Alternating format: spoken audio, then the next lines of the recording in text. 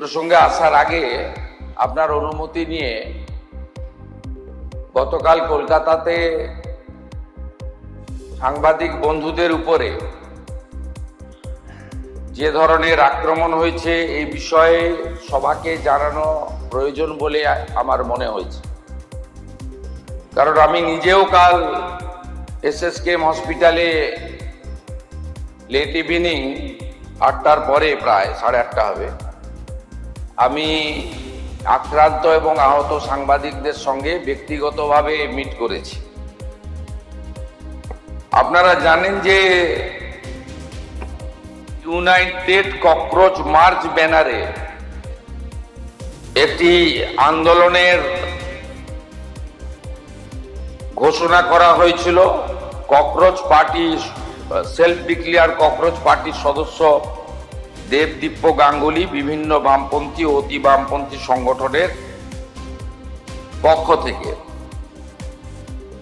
আমাদের পুলিশকে নির্দেশ দেওয়া ছিল যে গণতান্ত্রিক দেশ,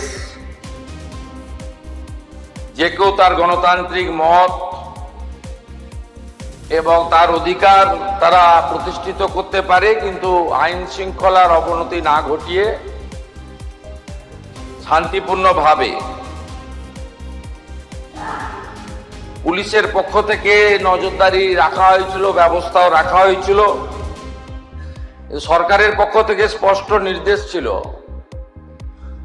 কোন রকম বল প্রয়োগ বা পুলিশের দিক থেকে কিছু করা যাবে না যতক্ষণ না পর্যন্ত সমবেত আন্দোলনকারী বা মিছিলকারীরা নিয়ন্ত্রণের বাইরে না চলে যায়। আপনারা সোশ্যাল মিডিয়াতে দেখবেন এই যে সেলফ ডিক্লেয়ার ককরোচ পার্টি তারা বলেছে যে বামফ্রন্টের কিছু ছাত্র সংগঠন, ছাত্র ছিল বলে আমার জানা নেই কারণ ওদের কোনো কলেজ ইউনিভার্সিটিতে অস্তিত্ব নেই,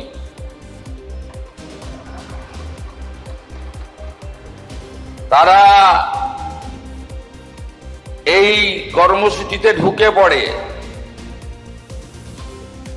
এরা হলো SFI, DYSA, AIDSO, AISA, AISF, AISB, PSU, RS ইত্যাদি ইত্যাদি। এই মিছিল শান্তিপূর্ণভাবে এগোচ্ছিল। মিছিলে পুলিশের যা হিসাব ক্রাউড ছিল 9000, তার মধ্যে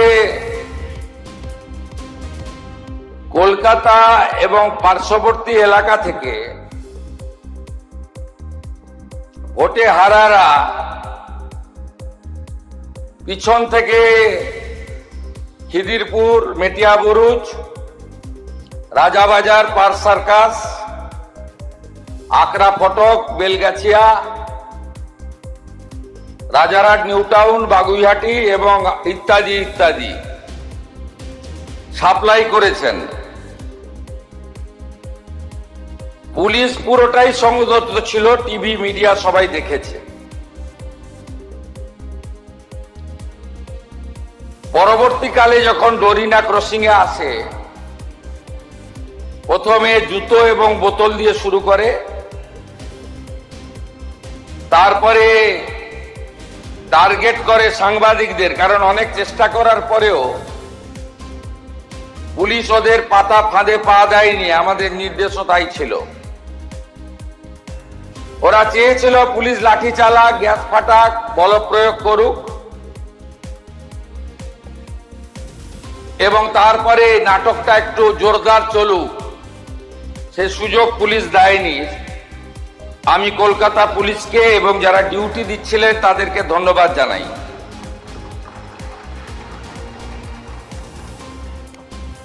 অল্প বিস্তর আহত হয়ে মেডিকেল নেননি, চলে গেছেন এমন সাংবাদিক অনেক বন্ধু থাকতে পারেন। 6 জন সাংবাদিক বন্ধু যারা গুরুতর জখম হয়েছেন, রক্তপাত হয়েছে, তারা সরকারি হসপিটালে চিকিৎসা নিয়েছেন। দীপঙ্কর দাশগুপ্ত, মাখন পাত্র, সুমন মহাপাত্র, রিক পুরকায়স্থ, শিলাদিত্য কর, কৃষ্ণেন্দু মজুমদার। ইতিমধ্যে সাংবাদিক বন্ধুদের কাছ থেকে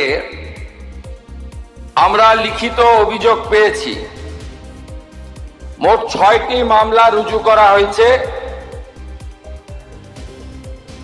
এবং এই মামলাগুলিতে এই বিধানসভা থেকে পাস হওয়া গুন্ডা দমন আইন যুক্ত করা হয়েছে।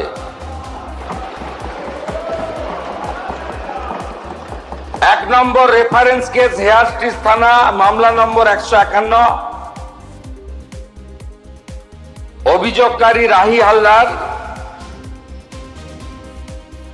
রেফারেন্স 2 হেয়ার স্ট্রিট থানা, মামলা নম্বর 152। এইভাবে মোট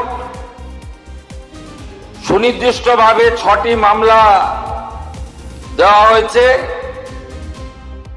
মোট 6 না 7টি মামলা, এন্টালি থানাতেও একটি মামলা হয়েছে। এই মামলাগুলোতে গুন্ডা দমন আইনকে যুক্ত করা হয়েছে এবং প্রায় 70 জনকে চিহ্নিত করা হয়েছে, যাদের একজনও ছাত্র নয়, যারা একজনও সেলফ ডিক্লেয়ার ককরোচ পার্টির মেম্বার নয়, যারা একজনও নিট সংক্রান্ত আন্দোলনকারীদের অংশ নয়। 4 জন কুখ্যাত লোকের নাম আমি এখানে বলছি, যাদেরকে আমরা ছাড়বো না। আরো বাকিগুলোর নাম তো আমি এখানে বলে সময় নষ্ট করব না। Afroz of Rajabagan, Nahid of Khidirpur, Tanvir and Nizam of Iqbalpur, Rahul Jamal of Watgunge. এই 5টা গুন্ডার নাম আমি এখানে ঘোষণা করলাম। গুন্ডা দমন আইনে এমন ব্যবস্থা নেব যাতে একদিন নয়, এই গুন্ডাদের 3 পুরুষ মনে রাখে। এই জন্যই গুন্ডা দমন আইন এনেছিলাম, এই জন্যই গুন্ডা দমন আইন রাজ্যপাল মহোদয় পাস করেছে। এর প্রয়োজনীয়তাটা কতটা ছিল বাংলার মানুষ দেখেছে। আমি সমগ্র বিধানসভার পক্ষ থেকে সাংবাদিক বন্ধুদের উপরে শারীরিক আক্রমণের নিন্দা করছি। আমি আশা করব বিধানসভা আমার সঙ্গে একমত হবেন। আমাদের শাসক বেঞ্চের চিফ হুইপ অম্লান ভাদুড়ী, তিনি আমাকে একটু আগেই বলছিলেন যে লাঞ্চের ঘোষণা হলে ভারতীয় জনতা পার্টির বিধায়করা বুকে কালো ব্যাজ লাগিয়ে সংবিধান প্রণেতা আম্বেদকরজির মূর্তির নিচে সাংবাদিকদের উপর আক্রমণের নিন্দা করে একটি কর্মসূচি নিয়েছেন এবং সংবিধানের 4র্থ স্তম্ভ মিডিয়ার কর্মীদের প্রতি সলিডারিটি জানানোর জন্য একটি ছোট্ট প্রয়াস নিয়েছেন। আমি তাকেও স্বাগত এবং ধন্যবাদ জানাচ্ছি। মহোদয়, আপনার অনুমতি নিয়ে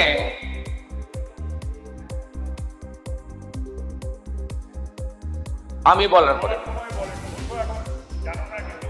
আপনাকে বলতে হবে এসএফআই এই আক্রমণের সঙ্গে যুক্ত নন। আপনার নেত্রীরাই তো বলেছে কাঁদানে টিয়ার গ্যাস নিয়ে পুলিশ দাঁড়িয়ে আছে, সবাই একটা করে জলের বোতল নিয়ে আসবেন। আমাদের কাছে তো সোশ্যাল মিডিয়া আছে। আপনারা তো কর্মসূচির আগেই বলেছেন জলের বোতল আনতে। সেই জলের বোতলগুলো হাজারে হাজারে কিভাবে ছুঁড়ছিলেন লোক দেখেছে। ডিম ছোড়াটা যদি বাংলার সংস্কৃতি না হয়ে থাকে, সাংবাদিকদের উপরে বোতল আর জুতো ছোড়াটাও বাংলার সংস্কৃতি হতে পারে না। আমাদের ভিডিও ভালো লাগলে লাইক এবং শেয়ার করুন। কমেন্ট সেকশনে গিয়ে জানান আপনাদের মতামত। আরও ভিডিও পেতে আমাদের চ্যানেল সাবস্ক্রাইব করুন এবং প্রতি মুহূর্তে খবরের আপডেট পেতে প্রেস করুন বেল আইকন।